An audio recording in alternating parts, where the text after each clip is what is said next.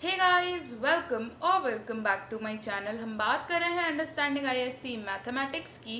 हमारा चैप्टर चल रहा है रिलेशन एंड फंक्शंस एंड हम डिस्कस कर रहे हैं एक्सरसाइज 1.3। इसमें हम बात करेंगे टाइप्स ऑफ फंक्शंस की।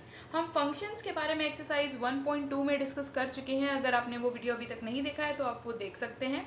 आपको काफ़ी हेल्प होगी क्योंकि टाइप्स ऑफ फंक्शंस पढ़ने से पहले आपको पता होना चाहिए कि फंक्शंस क्या होते हैं। अगर बात करें टाइप्स ऑफ फंक्शंस की तो पहला क्लासिफिकेशन हम पढ़ रहे हैं वन वन और मैनी वन में। जैसा कि नाम सजेस्ट करता है वन वन, इसका मतलब क्या है? अगर कोई फंक्शन है जो ए सेट से बी सेट पे हमने डिफाइन किया है, वन वन के लिए भी और मैनी वन के लिए भी ऐसा कोई हमने लिया है। अब मान लेते हैं वन वन का मतलब क्या है, ये ए सेट है और ये बी सेट है। हम क्या करते हैं फंक्शन में, मैपिंग ही करते हैं। यहाँ पे भी ये ए सेट है और ये बी सेट है, ए डैश बी डैश कर देते हैं। तो यहाँ पे क्या है, ये है 1 2 3 4, इसमें 4 हैं और यहाँ पे हम ले लेते हैं 1 2 3 4 5 6 ऐसा। यहाँ पे क्या कर देते हैं, यहाँ पे ले लेते हैं ए बी सी डी, क्योंकि कुछ भी हो सकता है सेट में तो।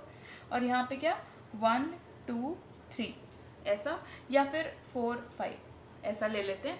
इसके बाद हमें देखना है कि वन वन को हम इंजेक्टिव भी कहते हैं। वन वन बहुत ही इंपॉर्टेंट होता है। तो वन वन फंक्शन क्या होते हैं? वन वन फंक्शन का मतलब है ए में जितने भी एलिमेंट्स हैं इनके पास अपनी एक यूनिक हो और साथ ही साथ डिफरेंट इमेज हो। मान लेते हैं 1 1 पे प्लॉट हो रहा है, 2 3 पे हो रहा है, 3 4 पे हो रहा है, कोई भी कहीं पे भी हो सकता है। इसमें हमारा कोई वो नहीं है कि हम किस पे प्लॉट करते हैं, तो फंक्शन पे डिपेंड करेगा। अब वन वन कैसे है ये वन, अगर इसमें मैं इस फंक्शन को लिखना चाहूँ तो ये फंक्शन क्या है, 1,1 2,3 3,4 और 4,2, ये सेट है मेरे पास। तो ये फंक्शन मुझे मिला। फंक्शन कब होता है? जब ये वाले सारे एलिमेंट्स यूज़ हो रहे हों, ये हमें ध्यान रखना है। ये वाले सारे एलिमेंट्स यूज़ हो गए, यहाँ पे कोई भी नहीं बचा। और यहाँ पे आपको ध्यान रखना है कि बी सेट में यहाँ पे एलिमेंट्स बच सकते हैं, तो उसमें कोई प्रॉब्लम नहीं है, तब भी ये फंक्शन रहेगा। बट लेकिन वन वन का मतलब क्या है, सबके पास सिर्फ एक ही इमेज है। मैनी वन की अगर बात करेंगे तो आपको वन वन ज़्यादा क्लियर हो जाएगा अच्छे से। मैनी वन में क्या होता है कि जैसे ए का 1 गया, फिर बी का 3 हुआ, और अगर ऐसा हो जाए कि किसी और एलिमेंट का, मान लेते हैं सी का भी 3 है, दोनों की सेम इमेज बन रही है, ऐसा अगर हो गया तो ये हो गया मैनी वन। नेम सजेस्ट करता है, देखिए 1 और 1, इधर का अगर हम कोई एक एलिमेंट लेंगे तो उसकी सिर्फ एक इमेज होगी। और मैनी वन का मतलब कि इधर हो सकता है एक से ज़्यादा एलिमेंट्स हो जिसकी एक सिंगल इमेज बन रही हो। और यहाँ पे डी अगर एम्प्टी रह जाता है तो ये फंक्शन नहीं रहेगा, तो इस डी को भी कहीं पे भी प्लॉट होना पड़ेगा। तो ये डी की इमेज मान लेते हैं 5 है, कुछ भी हो सकती है। तो ये कुछ ऐसा। और ये मैंने ऐसा क्यों बनाया कि बी सेट में एलिमेंट्स ज़्यादा हो, इसलिए क्योंकि आपको ये चीज़ क्लियर होनी चाहिए कि ए सेट का कोई भी एलिमेंट नहीं बचना चाहिए, बल्कि बी सेट का जो इधर इमेज वाला सेट होता है इसमें एलिमेंट्स बच सकते हैं। तो अगर बात की जाए डोमेन एंड रेंज की, अगर आपको याद हो तो ये ए बी सी डी है हमारा डोमेन, और 1 2 3 4 5 है हमारा को डोमेन, ये बी सेट में जितना है। और ये जो प्लॉट हुए हैं 1 3 और 5, ये हो गया हमारा रेंज, जो किसी न किसी एलिमेंट की इमेज तो है। तो ये हो गया हमारा इंजेक्टिव, ये हो गया मैनी वन। इसके बाद हम देखेंगे ऑन टू और इन टू। नेक्स्ट अगर ऑन टू और इन टू की बात की जाए, ऑन टू फंक्शन को हम सरजेक्टिव भी कहते हैं। तो अगर ऑन टू फंक्शन की बात की जाए तो ऑन टू फंक्शन का मतलब होता है कि जो हमारा को डोमेन होता है वही हमारा रेंज हो जाता है, यानी कि रेंज इज इक्वल्स टू को डोमेन हो जाता है फंक्शन का। तो यहाँ पे हम क्या समझ रहे हैं, इसका मतलब है अगर मैं प्लॉट करूँ सारी वैल्यूज़, किसी भी तरीके से प्लॉट कर सकते हैं, इस 5 को भी कहीं पे करना पड़ेगा। तो अगर मैं पूछूँ ये क्या है, मैनी वन है कि 1 1 है, तो ऑब्वियसली ये मैनी वन है, क्योंकि यहाँ पे एक देख सकते हैं कि 2 की इमेज भी 3 है और 5 की भी 3 है, तो ये मैनी वन है।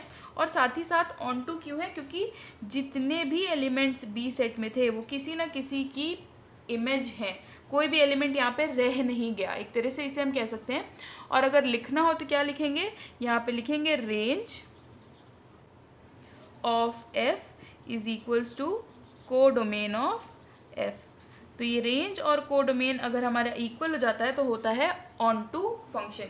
इन टू फंक्शन का मतलब है हम कुछ भी कैसा भी प्लॉट करें, यहाँ पे प्लॉट करें और कोई एक एलिमेंट रह जाए, जैसे यहाँ पे 5 रह गया, यहाँ पे जो रेंज है ये क्या है, रेंज है हमारी प्रॉपर सबसेट ऑफ कोडोमेन, यानी कि ये जो प्रॉपर सबसेट इक्वल नहीं है, रेंज कोडोमेन से छोटी है, रेंज में जो एलिमेंट्स हैं वो कोडोमेन से कम है, क्योंकि ये 5 एक नहीं आया, तो इसका मतलब है ये इनटू है, जो ऑनटू नहीं है वो इनटू होगा, ऐसा भी समझ सकते हैं।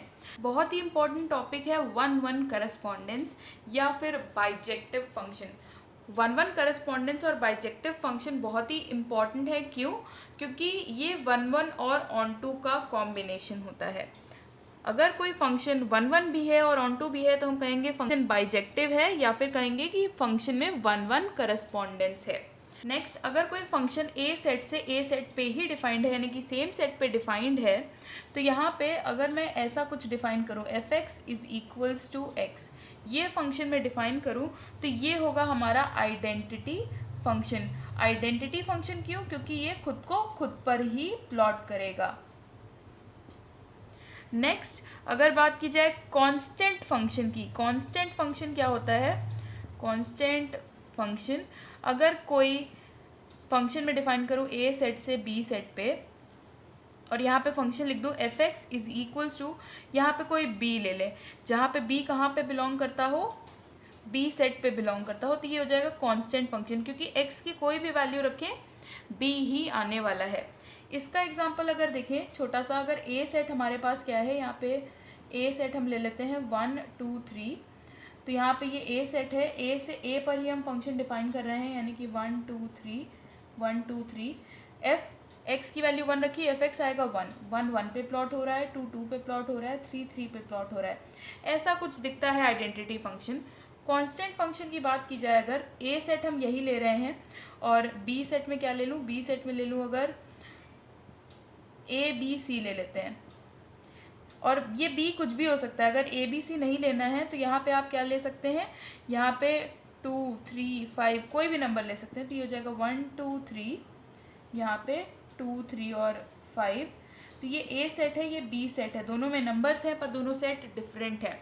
और यहाँ पे अगर मैं b की वैल्यू डिफाइन कर दूँ कि मुझे 3 चाहिए, तो x की वैल्यू जब मैंने क्या रखी, a से 1 रखी, f1 की वैल्यू कितनी आएगी, 3 आएगी, f1 की वैल्यू 3 आएगी, f2 की वैल्यू भी 3 आएगी, f3 की वैल्यू भी 3 आएगी।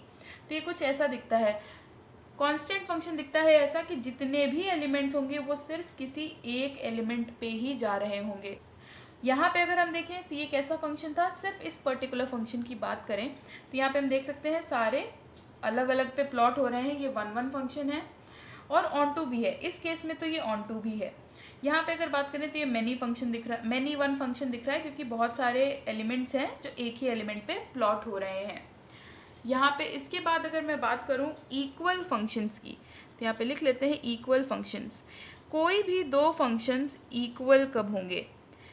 कोई भी दो फंक्शंस इक्वल तब होंगे जब उनका काम इक्वल होगा, यानी कि पहली कंडीशन जो है वो है कि कोई भी फंक्शन f g फंक्शन के इक्वल कब होगा, जब domain of f is equals to domain of g हो जाए, दोनों का डोमेन सेम हो, डोमेन मतलब जो इधर सेट लिखा है वो सेम हो। और उसके बाद सेकंड कंडीशन क्या है, सेकंड कंडीशन ये है कि f(x) की वैल्यू gx के इक्वल होनी चाहिए for all x belonging to domain of f, या फिर डोमेन ऑफ f भी लिख सकते हैं या फिर g भी लिख सकते हैं, दोनों इक्वल हैं तो कोई भी लिख सकते हैं। यानी कि ये दो कंडीशन अगर सेटिस्फाई हो गई, यानी कि अगर मान लेते हैं f1 g1 के इक्वल हो जाए, f2 g2 के इक्वल हो जाए और f3 g3 के इक्वल हो जाए, कोई भी वैल्यू हो सकती है, a b c d कुछ भी हो सकता है। अगर दोनों का डोमेन सेम है, मैंने क्या किया है, a को ही डोमेन ले लिया है f और g का, जो सेट मैंने यहाँ पे लिखा था, ये अगर ये हमारा डोमेन है, और f1 g1 f2 g2 और f3 g3 या जो भी होगा डोमेन में वो इक्वल आती हैं उनकी इमेजेस, तो हम कहेंगे दो फंक्शंस हमारे इक्वल हैं। ये जो कांस्टेंट फंक्शन अभी मैंने डिफाइन किया, इसी का एक स्पेशल केस है, वो है ज़ीरो फंक्शन। ज़ीरो फंक्शन क्या है, अगर कोई मैं फंक्शन डिफाइन करूं इंटीजर से इंटीजर पे, या फिर कोई फंक्शन डिफाइन करें रियल नंबर से रियल नंबर पे, या फिर कोई और सेट डिफाइन करें जिसमें नंबर्स हों, तो यहाँ पे क्या हो जाएगा, इसमें अगर मैं यही कांस्टेंट फंक्शन ऐसे डिफाइन करूँ कि f x is equal to zero, x की वैल्यू मैं कुछ भी रखूँ और उसकी इमेज ज़ीरो आए, तो ऐसे फंक्शन को हम कहेंगे ज़ीरो फंक्शन। बेसिकली मतलब क्या है कि जो ये सेट लिखा है इसमें सब कुछ सेम रहेगा, यहाँ पे ज़ीरो अगर हो जाए तो ये हो जाएगा हमारा ज़ीरो फंक्शन। नेक्स्ट हम बात करेंगे मोनोटोनिक फंक्शंस की। मोनोटोनिक फंक्शंस क्या होते हैं? सबसे पहले तो जो एफ फंक्शन है वो रियल वैल्यूड फंक्शन होना चाहिए, यानी कि फंक्शन रियल नंबर से रियल नंबर पे डिफाइंड होना चाहिए। रियल नंबर की जगह आप इसका कोई भी सबसेट भी लिख सकते हैं। अगर मैं कह रही हूँ कि रियल नंबर, तो रियल नंबर का मतलब है इसमें रेशनल्स भी हैं, इरेशनल्स भी हैं, हमारे इंटीजर्स भी हैं, नेचुरल नंबर्स भी हैं, सारे सेट्स इसके अंदर ही आ जाते हैं। तो हम इसका सबसेट पे भी डिफाइन कर सकते हैं सेम चीज़। लेकिन ध्यान देने वाली बात यह है कि जब हम रियल नंबर की बात करते हैं तो उसमें कॉम्प्लेक्स नंबर नहीं आता है, यानी कि इमेजिनरी नंबर नहीं आता है, तो ये चीज़ आपको ध्यान रखनी है। अगर हमारा कोई भी फंक्शन रियल वैल्यूड फंक्शन है, यानी कि आर टू आर डिफाइन हो रहा है, तो मोनोटोनिक कब होगा? मोनोटोनिक जैसा कि उसका नाम बता रहा है सेम नेचर का रहेगा पूरे टाइम। यानी कि अगर कोई x1 x2 है, x1 x2 वैल्यू है जो डोमेन में, इसके डोमेन में बिलोंग करते हैं, और अगर x1 लेस देन x2 है तो जो f(x1) होगा ये अगर less than equals to f(x2) है, अगर ऐसा है तो हम कहेंगे कि हमारा फंक्शन कैसा है? इंक्रीजिंग है। हमारा फंक्शन कैसा हो जाएगा? Increasing function. पर अगर ऐसा हो जाए कि मैं ये इक्वल्स टू का साइन यहाँ से हटा दूँ तो ये कैसा फंक्शन हो जाएगा? तो ये हो जाएगा स्ट्रिक्टली इंक्रीजिंग फंक्शन। ये चीज़ आपको ध्यान रखनी है, यानी कि इसका ग्राफ कुछ कैसा बनेगा। अगर हम एफ एक्स को इधर डिफाइन करें तो इसका मतलब है कि जब x की वैल्यू बढ़ रही है तो एफ एक्स की वैल्यू भी बढ़ रही है, कुछ ऐसा। और अगर यहाँ पे मैं इक्वल्स टू का साइन लगा दूँ यानी कि इंक्रीजिंग का, तो इंक्रीजिंग का ग्राफ कैसा बनेगा? हो सकता है इंक्रीज हो, फिर सेम रहे थोड़ी देर तक और फिर इंक्रीज हो, तो ये इंक्रीजिंग का है। हो सकता है ये कहीं पे कांस्टेंट भी रहे, बट लेकिन अगर मैं ये साइन हटा देती हूँ, स्ट्रिक्टली इंक्रीजिंग कर देते हैं हम, तो ये कैसा होगा? ये सीधा बढ़ता ही रहेगा। ये हो गया स्ट्रिक्टली इंक्रीजिंग फंक्शन। सेम चीज़ पे अगर मैं ये कहूँ कि x1 is less than x2 और यहाँ पे ऐसा हो जाए कि f(x1) जो है ये greater than equals to f(x2) हो जाए, यानी कि यहाँ और यहाँ का जो साइन है ये अपोजिट डायरेक्शन में हो, तो ये क्या हो जाएगा? ये हो जाएगा डिक्रीजिंग फंक्शन। डिक्रीजिंग फंक्शन का मतलब क्या हो गया कि यहाँ पे अगर मैं इसकी ग्राफ बनाऊँ तो कैसा बनेगा? x की वैल्यू बढ़ रही है वैसे ही f(x) की वैल्यू घट रही है, कुछ ऐसा। और क्योंकि इक्वल्स टू लगा है तो हो सकता है कहीं पे ये कांस्टेंट भी रहे, तो ये हो गया हमारा डिक्रीजिंग फंक्शन। ऐसा रहेगा कुछ डिक्रीजिंग फंक्शन, ये x है और ये f(x) है। पर अगर ये इक्वल्स टू का साइन यहाँ से हट जाए तो ये हो जाएगा स्ट्रिक्टली डिक्रीजिंग फंक्शन। और इसका ग्राफ कैसे बनेगा? इसका ग्राफ होगा कांस्टेंट डिक्रीज का, यानी कि वैल्यू लगातार घटेगी, कहीं पे भी कांस्टेंट नहीं आएगी। ऐसा भी बन सकता है, ऐसा भी बन सकता है, किसी भी तरीके से ये प्लॉट हो सकता है, बट कहीं पे भी ऐसी स्ट्रेट लाइन नहीं आएगी। ये वही इंक्रीजिंग और डिक्रीजिंग फंक्शन है जो हमने एप्लीकेशन ऑफ डेरिवेटिव्स में भी देखे हैं। अगर आपने अभी तक एप्लीकेशन ऑफ डेरिवेटिव्स नहीं पढ़ा है तो जब आप पढ़ेंगे तो आपको वहाँ पे भी ये कॉन्सेप्ट यूज़ करना होगा।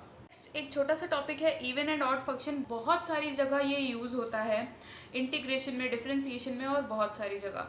इवन फंक्शन क्या होगा? एक एग्जांपल लेते हैं, एक्स स्क्वायर। अगर मैंने एफ एक्स को डिफाइन किया एक्स स्क्वायर और मैं यहाँ पे ले लूँ एफ माइनस एक्स, यानी कि जहाँ पे एक्स लिखा था यहाँ पे मैं लिख दूँ माइनस एक्स और इसका फिर क्या कर दूँ? स्क्वायर कर दूँ, क्योंकि एक्स की जगह माइनस एक्स लिखना है। तो ये हो गया, ये किसकी इक्वल आया? ये एक्स स्क्वायर के इक्वल आया। और ये है क्या? ये तो असल में एफ एक्स है ये। तो यहाँ पे जब अगर ऐसा हो जाए कहीं पे कि f माइनस एक्स की वैल्यू एफ एक्स के इक्वल आ जाए, तो ऐसे फंक्शन को हम कहते हैं इवन फंक्शन। ये for all values of x होता है बिलोंगिंग टू डोमेन। जो भी डोमेन है आपका उसकी सारी x की वैल्यूज़ के लिए वर्क करना चाहिए। ऑड फंक्शन क्या होता है? ये तो हमने एग्जाम्पल के थ्रू समझा, स्टेटमेंट यही है। ऑड फंक्शन की अगर बात की जाए तो अगर मैं यहाँ पे ले लूँ f x is equals to x cube और यहाँ पे ले लूँ f माइनस एक्स, तो ये कितना हो जाएगा, fx को हमने x क्यूब डिफाइन किया, यानी कि जो भी इनपुट है उसका क्यूब, तो ये हो जाएगा माइनस एक्स का क्यूब, और माइनस एक्स का क्यूब कितना होता है, माइनस और यहाँ पे एक्स क्यूब। तो यहाँ पे मैं देख सकती हूँ कितना है, माइनस, और एक्स क्यूब क्या है, ये है एफ एक्स। अगर ऐसा हो जाए कि f में माइनस एक्स पुट करें और ये माइनस का एफ एक्स की इक्वल आ जाए, ये आ जाए किसके लिए, for all values of x belonging to domain, तो ऐसे फंक्शंस को हम कहते हैं ऑड फंक्शंस। क्वेश्चन नंबर 1, हमें सेट दिया गया है a जिसमें है 1 और 2, b सेट दिया है जिसमें है 3 और 6, फंक्शन दिया गया है एक fx जो a से b सेट पे डिफाइन है, fx दिया है 3x, और एक g फंक्शन है जो फिर से a से b पे डिफाइंड है और gx की वैल्यू दी है x² + 2। हमें क्या करना है, इन दोनों को इक्वल शो करना है, f = g शो करना है। तो इसके लिए हमें यहाँ पे लिखना पड़ेगा पहले क्या, शो करने के लिए टू शो f = g। दोनों फंक्शंस को इक्वल दिखाने के लिए पहले हमें शो करना होगा domain of f = domain of g। ये तो ट्रू है। डोमेन ऑफ f कितना है, a, जो इधर साइड लिखा होता है वो होता है डोमेन, तो ये दोनों हैं a के इक्वल, यानी कि सेट 1 2 के इक्वल। फिर सेकेंड पार्ट में हमें fx = gx शो करना होता है। यहाँ पे पहले हम क्या करेंगे, f1 की वैल्यू निकालेंगे। f1 कितना है, यहाँ पे पुट करेंगे, ये आएगा 3, और यहाँ पे अगर मैं g1 की वैल्यू निकालूँ तो ये कितना आ जाएगा, 1 का स्क्वायर + 2 3। तो यहाँ से क्या इम्प्लाई हुआ कि f1 = g1। फिर देखेंगे f2 की वैल्यू कितनी है, ये हो गया 6। यहाँ पे g2 की वैल्यू देखेंगे तो ये कितना हो गया, 4 + 2 6। दिस इम्प्लाइज कि f2 की वैल्यू g2 के इक्वल है। और तो a सेट में डोमेन में कुछ है नहीं, तो यहाँ पे हम लिख सकते हैं दिस इम्प्लाइज fx की वैल्यू gx की इक्वल है for all values of x belonging to a। जो भी डोमेन में x थे उन सब के लिए fx और gx इक्वल हैं।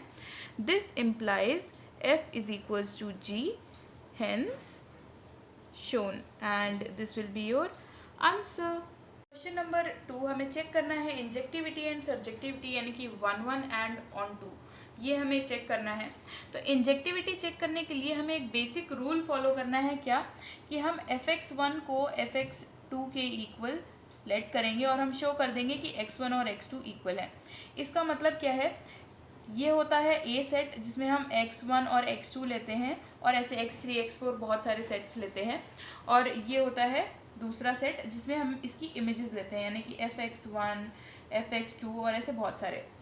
और 1 1 का मतलब क्या है, सबके पास अपनी डिफरेंट इमेजेस हो। हमने मान लिया कि दो इमेजेस जो हैं ये अगर इक्वल हैं, ये अगर इक्वल हैं तो इसका मतलब है, ये अगर हमने मान लिया कि दो डिफरेंट x की इमेजेस अगर इक्वल है, यानी कि मान लेते हैं यहाँ पे हमारे पास दो डिफरेंट x हैं जिनकी इमेज इक्वल आ रही हैं, तो इसका मतलब है कि ये दोनों अलग नहीं हैं, ये दोनों सेम ही हैं। ये हमने यहाँ से प्रूव किया कि x1 और x2 दो डिफरेंट वैल्यूज़ नहीं हैं, ये सेम वैल्यूज़ हैं। इसलिए हम कोशिश करेंगे कि हम यहाँ से 1 1 प्रूव करें। तो यहाँ पे लिखेंगे 1 1 1 1 चेक करने के लिए, या फिर इंजेक्टिविटी चेक करने के लिए, यहाँ पे आप इंजेक्टिव भी लिख सकते हैं। इंजेक्टिविटी चेक करने के लिए आपको क्या करना है, लेट fx1 = fx2। यहाँ पे x1 और x2 कहाँ से आ रहे हैं आपको मेंशन करना है, x1 x2 belongs to natural number जो हमारा डोमेन है। दिस इम्प्लाइज कि x1 का स्क्वायर x2 के स्क्वायर के इक्वल है। ध्यान देने वाली बात यह है कि अगर हम यहाँ पे नेचुरल नंबर ले रहे हैं तो नेचुरल नंबर का अगर हम स्क्वायर रूट अगर लेते हैं दोनों साइड में तो वो पॉजिटिव नंबर ही आएगा। कोई भी नेचुरल नंबर आप देखिए 1 2 3 4, इसका अगर आप स्क्वायर रूट ले रहे हैं तो वो सेम नंबर आएगा, यानी कि 4 का स्क्वायर रूट अगर मैं लूँ तो ये 2 ही आएगा, -2 नहीं आएगा, क्योंकि -2 तो नेचुरल नंबर में बिलोंग करता ही नहीं है। This implies f is injective भी लिख सकते हैं और 1 1 भी लिख सकते हैं। फिर हम चेक करेंगे ऑन 2, या फिर सर्जेक्टिव भी हम कह सकते हैं। सर्जेक्टिव का मतलब होता है, या ऑन 2 का मतलब होता है कि यहाँ पे कोई भी एलिमेंट बचना नहीं चाहिए। तो यहाँ पे एक छोटा सा एग्जांपल लेते हैं। यहाँ पे लिया मैंने 1 2 3 4, ऐसे बहुत सारे नंबर्स आएंगे, सारे नेचुरल नंबर्स आएंगे। इनफैक्ट यहाँ पे भी सारे नेचुरल नंबर्स आएंगे, क्योंकि अगर हम इस सेट की बात करें 1 2 3 4 5 एंड सो ऑन, 1 को हम प्लॉट करेंगे 1 के स्क्वायर से, 2 को प्लॉट करेंगे 2 के स्क्वायर से, 3 को प्लॉट करेंगे 3 के स्क्वायर से, कहीं पे 9 आ रहा होगा, इसी तरह 4 को 16 से, इस तरह करते चले जाएंगे। तो यहाँ पे देखा बहुत सारे नंबर छूट गए हैं। यहाँ पे एक 2 है मेरे पास, जो 2 है वो को डोमेन में तो है, नेचुरल नंबर जो हमारा को डोमेन है ये वाला, इसमें तो है, बट लेकिन इसका कोई भी प्री इमेज नहीं है, यानी कि ये 2 किसी की भी इमेज नहीं है। यहाँ पे इसे लिखेंगे कैसे? ये ऑब्वियसली यहाँ पे कोई एलिमेंट, अगर एक भी एलिमेंट छूट जाता है तो ये हमारा ऑन टू नहीं रहता है, इन टू हो जाता है। इसको लिखेंगे कैसे? सिंस हमने जैसे ही ऑब्जर्व किया 2 बिलोंग्स टू n, n यानी कि कौन सा वाला n? को domain of f, but there exists no such x belonging to n। ये वाला n कौन सा है? Domain of f such that fx is equals to 2। इस स्टेटमेंट का मतलब क्या है? 2 नेचुरल नंबर में बिलोंग करता है जो कि को डोमेन ऑफ f है, बट कोई भी ऐसा x नहीं है जो इस इधर बिलोंग करता हो जिसकी इमेज 2 आ जाए। ये इसका इंग्लिश में मैंने वर्जन लिखा है, और ये स्टेटमेंट, और ऐसा ही कुछ स्टेटमेंट आपको भी एक्सप्लेनेशन के टाइम लिखना होगा। इसका सीधा सीधा मतलब ये है कि को डोमेन और रेंज आपकी इक्वल नहीं आ रही है।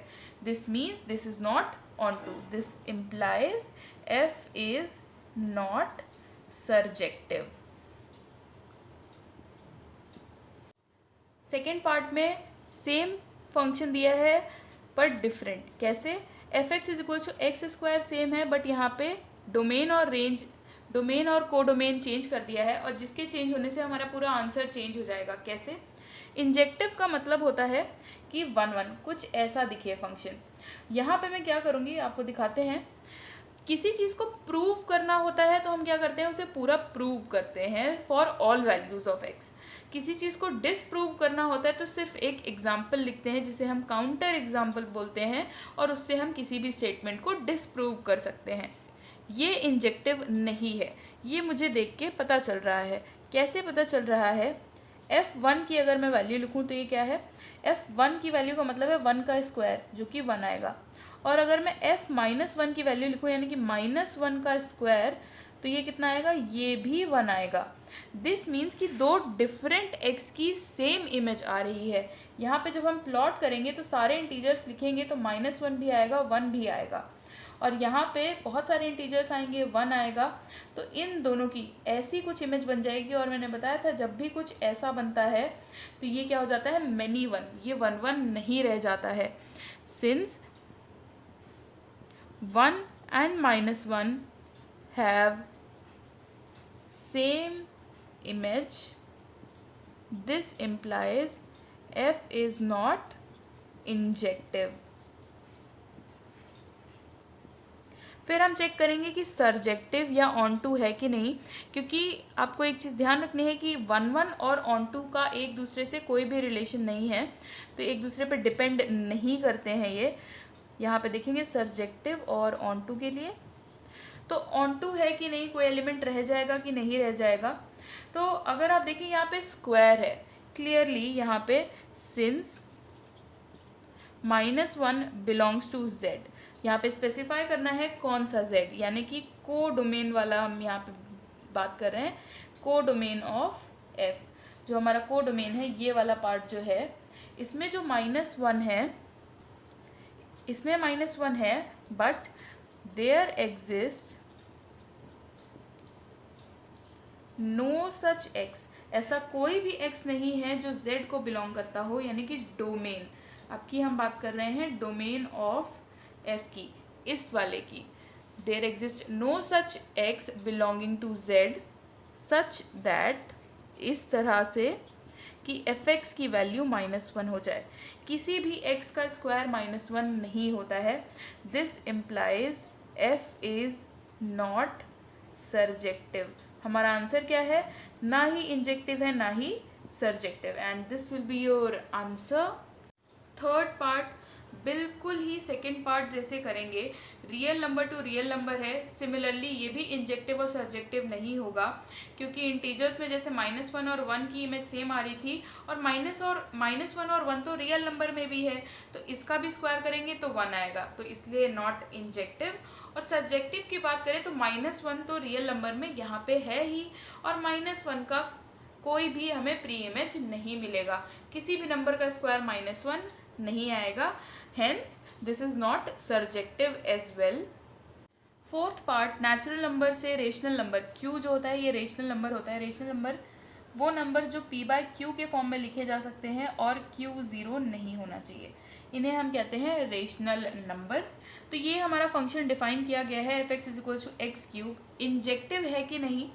इंजेक्टिव है, क्यों है देख लेते हैं। f(x1 = f(x2) लेट कर लेंगे यहाँ पे, तो f(x1) कितना हो जाएगा, x1 का क्यूब और x2 का क्यूब।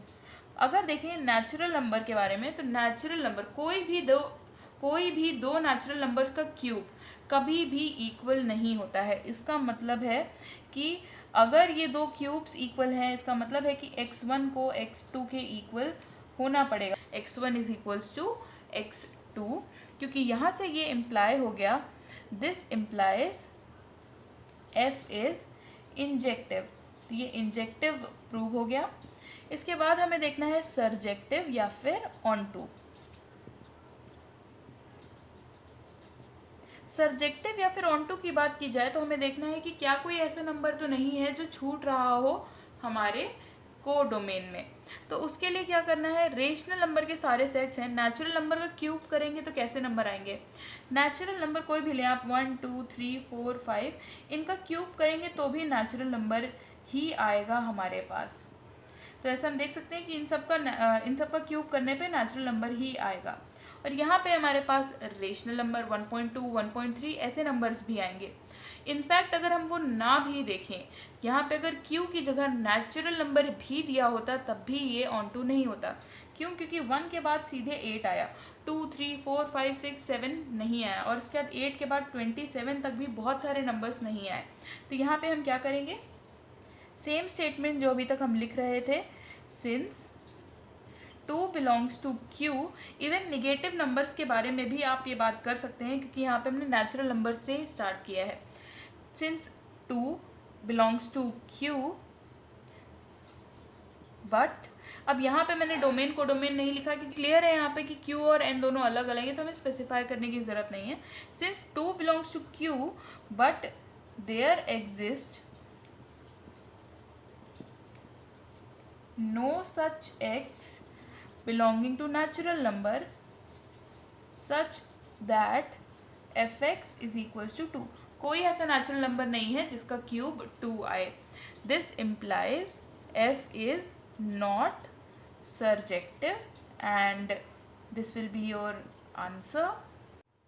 फिफ्थ पार्ट में क्या है, z टू z डिफाइन किया है, सेम लॉजिक के साथ। इंजेक्टिव है, सर्जेक्टिव नहीं है। इंजेक्टिव की अगर बात की जाए तो अगर यहाँ पे x हमारा निगेटिव नंबर भी है, तो निगेटिव नंबर का क्यूब जो होता है वो निगेटिव ही आता है, यानी कि डिफरेंट ही होगा। 2 का क्यूब अगर हम देखें तो 2 का क्यूब होता है 8 और -2 का क्यूब होता है -8, ये डिफरेंट ही आए हैं। तो यहाँ से हम कह सकते हैं कि अगर x1 का क्यूब x2 के क्यूब के इक्वल है तो x1 x2 भी इक्वल होंगे। इसका मतलब है f हमारा इंजेक्टिव है। सर्जेक्टिव के लिए सेम लॉजिक, 2 हमारा इंटीजर्स में आता है और ये z कौन सा है, ये है हमारा कोडोमेन वाला z। और इसके बाद अगर हम देखें कि ये जो 2 है ये हमारे कोडोमेन में आता है, पर ऐसा कोई x नहीं है जो हमारे ये वाले z यानी कि डोमेन वाले z में हो, सच दैट कि हमारे x का क्यूब 2 हो जाए। दिस इम्प्लाइज कि हमारा f सर्जेक्टिव नहीं है। सिक्स्थ पार्ट, रियल नंबर से रियल नंबर पे डिफाइन किया गया है f(x) = x³ का। इंजेक्टिव तो ये होगा क्योंकि f(x1) = f(x2) लेंगे तो 2 नंबर का क्यूब अगर इक्वल है तो वो 2 नंबर से इक्वल होंगे, पर ये ऑनटू होगा कि नहीं ये हमें चेक करना है। और ये बहुत ही अच्छा क्वेश्चन है।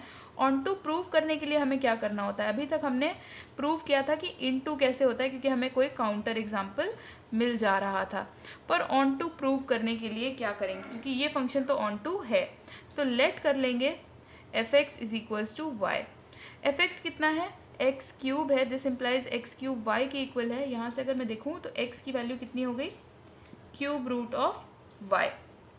ये जो y है ये कहाँ बिलोंग करता है, y बिलोंग करता है हमारे रियल नंबर में, और x भी बिलोंग करता है हमारे रियल नंबर में, क्योंकि x आ रहा है डोमेन से और ये जो y है ये तो हमारा fx है, इमेज है, यानी कि ये वाला सेट। तो यहाँ से हम क्या प्रूव कर रहे हैं, यहाँ से हम देखेंगे this implies fx is equals to f, और x की वैल्यू अगर मैं y to the power 1/3 prove कर दूँ तो कितना हो जाएगा f, और यहाँ पे कितना हो जाएगा, जो भी यहाँ अंदर लिखा होता है इसका क्यूब, यानी कि y 1/3 का क्यूब, ये आ गया y। यानी कि x की जितनी भी वैल्यू रखेंगे उसके लिए करस्पॉन्डिंग y हमें मिलता रहेगा। इस तरह से हम ऑन टू प्रूव करते हैं this implies every element in codomain of f has a pre-image in the domain of f। इसका मतलब क्या हो गया, जितने भी y हैं हमारे पास उनके रिस्पेक्टिव हमारे पास एक प्री इमेज है x। इससे क्या प्रूव कर दिया हमने कि f is onto. Onto prove करने के लिए हमें क्या करना है कि कोडोमेन में जितने भी एलिमेंट्स हैं उनके पास प्री इमेज होनी चाहिए, और इस तरह से हमने ये चीज़ प्रूव कर दी। हमने क्या किया, fx को y के इक्वल लेट किया, x की वैल्यू देखी कि y 1/3 आ रही है, और यहाँ से मैंने देखा कि अगर fx में हम ये y 1/3 रखें तो हमें y मिल रहा है, और यहाँ से हमने देखा कि x की वैल्यू y 1/3 है। y की मैं जितनी भी डिफरेंट वैल्यूज़ रखूँ, जितने भी रियल नंबर्स हैं हमारे पास, यहाँ पे जितने भी रियल नंबर होंगे, यहाँ पे हमारे पास 2 सेट होंगे, इससे मैं जितनी भी y की वैल्यूज़ रखूँ उसके लिए एक डिफरेंट x मुझे मिल रहा है। अब क्योंकि डिफरेंट x मुझे मिल रहा है, इसका मतलब है कि हर y के पास एक प्री इमेज है। This implies every element in codomain of f has a pre image in the domain of f। This implies f is onto, that is surjective, and this will be your answer. Guys, if you like this video, do give it a thumbs up. Also subscribe to my channel if you haven't already. Thank you so much for watching.